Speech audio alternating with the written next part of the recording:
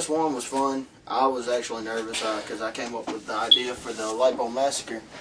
I didn't know it would be as popular as it is today with some of the fans I've never even met. But I know when I come around, they always talk about it, so it's interesting.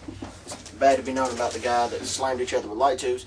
Light Bulb Massacre. You got to talk about Light Bulb Massacre when you're talking about WrestleFest 1. Light Bulb Massacre changed everything. Even part 1, even though it was grungy and as dark as it was, Light Bulb Massacre changed everything. And a year later, it would change. It would definitely change everything. King of the Mountain.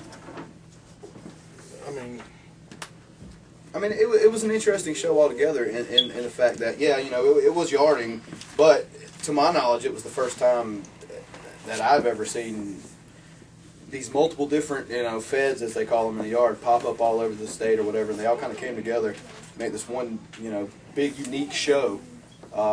So with that came a lot of different personalities and a lot of different, you know, approaches to how, you know, people do things. So, but yeah, I mean, it was a big show, and with Light Bulb Massacre, which, like you said, it changed everything. It was a ridiculous match. I mean, it was just awesome. Everybody watched in awe. King of the Mountain, which, little known fact, was supposed to have 6 people in it that year. It ended up being 4. But you know, it was a show that changed a lot of things. And if it wasn't for WrestleFest 1, there would have never been an opportunity to meet people and to have a roster flourish as we have it now. Backyard wrestling is not trash like everyone thinks it is. If it wasn't thanks for backyard wrestling, this company wouldn't be in existence. WrestleFest 1. There's a lot I got to say about that. First off, we had a great turnout to be in the woods. Ring was shit. Alright, pure shit. Ropes, you fall through them, you fall off. Just mattresses and tires. Honestly, it really wasn't that bad to bump in because it was so cushioned with a lot of stuff. But the ropes couldn't hit them. If you hit them, you just fall out. But yeah, when you watch the recap, go to YouTube, watch the recap on WrestleFest 1. Yeah, you'll see a little white where he flips out the ring. I don't know how he flips out the ring and busts his head wide open. But he busts his head wide open on a tire or something. Get it right. But it was full of a lot of interesting matches, I'd say. We had a lot of fun. We had a good turnout. We had a band. The band was horrible, but they were there. We had a band. There's a whole lot I got to say about this. I had one of my best matches ever, I would say. Get it in the backyard, in the woods, in a piece of shit ring. Had one of my best matches ever with TJ Boss. Yeah. All right. With TJ Boss.